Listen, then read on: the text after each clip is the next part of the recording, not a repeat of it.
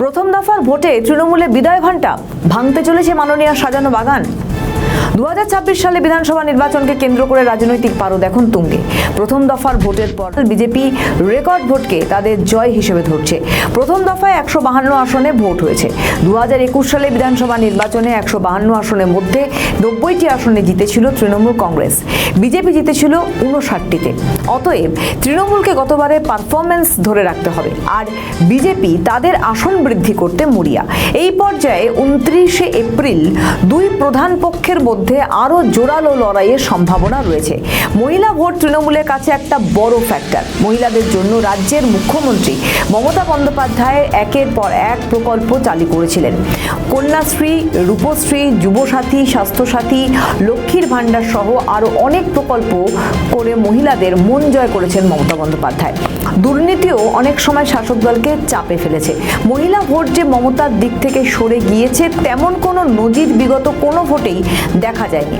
2024 সালে লোকসভা ভোটেও এমন ছবি দেখা যায়নি। সেই ভোটের ফলাফলেও দেখা যায় মমতাতেই আস্থা রেখেছে রাজ্যের মহিলা ভোটের একাংশ।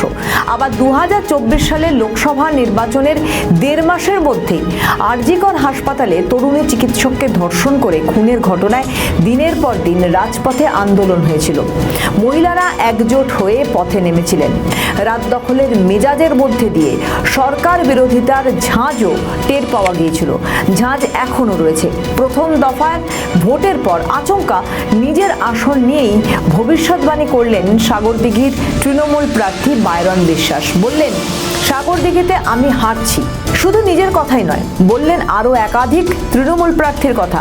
ক্যামেরার সামনে বাইরন বলেন, আমি হারছি, জঙ্গিপুরে জাকির সাহেব হারছেন, শমশেরগঞ্জে নূর আলম হারছেন, ফারাক্কাও হারছে, রাজ্যের কথা বলতে পারবো না।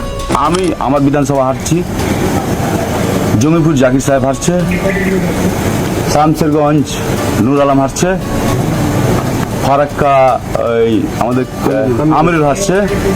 রাজ্যের খবর আমি বলতে পারবো না। রাজ্যের খবর আমাদের ক্যামেরা ডিস্ট্রিক্ট জানে, আর সেন্ট্রাল ফোর্স তো ভালো করে জানে। নমস্কার দাদা, নমস্কার। ভুল হলে ক্ষমা করবেন, ক্ষমা করবেন, ক্ষমা। বাইরন বেফাঁস মন্তব্য করায় রাজ্য রাজনীতিতে চর্চা তুঙ্গে।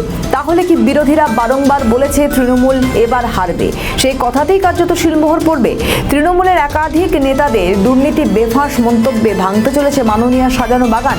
সব প্রশ্নের উত্তর মিলবে ফলাফলের দিন।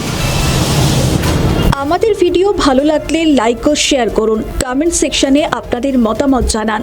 আরও ভিডিও পেতে আমাদের চ্যানেলটিকে সাবস্ক্রাইব করুন এবং প্রতি মুহূর্তে খবরের আপডেট পেতে প্রেস করুন বেল আইকন।